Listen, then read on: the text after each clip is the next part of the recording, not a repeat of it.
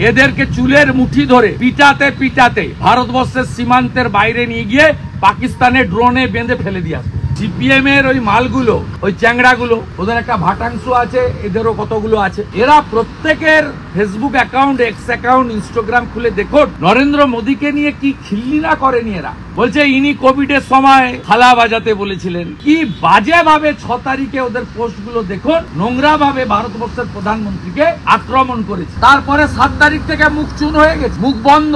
ইনসাফ মিছিলও পাবেন না, তেরঙ্গা মিছিলও পাবেন না। প্যালেস্টাইনে বোম পড়লে এক্ষুনি মিছিল বের করতো। এই যেদিন সিঁদুর অপারেশন হলো, সাকসেসফুল অপারেশন, মাসুদ আজহারের পুরো ফ্যামিলিকে একেবারে ভ্যানিশ করে দিল ভারতের বীর সেনারা। 100 কিলোমিটার ভিতরে ঢুকে মারলো। 100 kilometre, this is first time.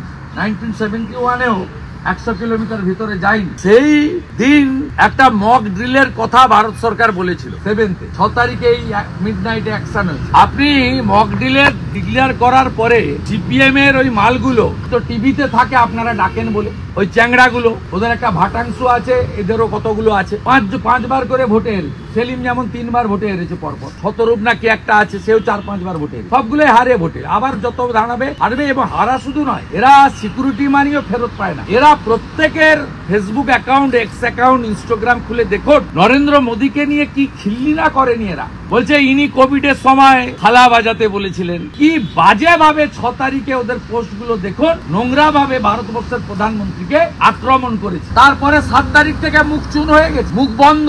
ইনসাফ মিছিলও পাবেন না, তেরঙ্গা মিছিলও পাবেন না। প্যালেস্টাইনে বোম পড়লে এক্ষুনি মিছিল বের করতো। অতএব সার্জিক্যাল স্ট্রাইকটা যেমন ওখানে চলছে, 26-এ বেঙ্গলের ভিতরেও এই ভারত বিরোধী টুকরে টুকরে গ্যাংয়ের উপরে সার্জিক্যাল স্ট্রাইক করা উচিত। আর বিজেপিকে যদি বাংলায় মানুষ আনে, 24 ঘন্টার মধ্যে যাদবপুর থেকে এদেরকে চুলের মুঠি ধরে পিটাতে পিটাতে ভারতবর্ষের সীমান্তের বাইরে নিয়ে গিয়ে পাকিস্তানে ড্রোনে বেঁধে ফেলে দিয়ে আসবে।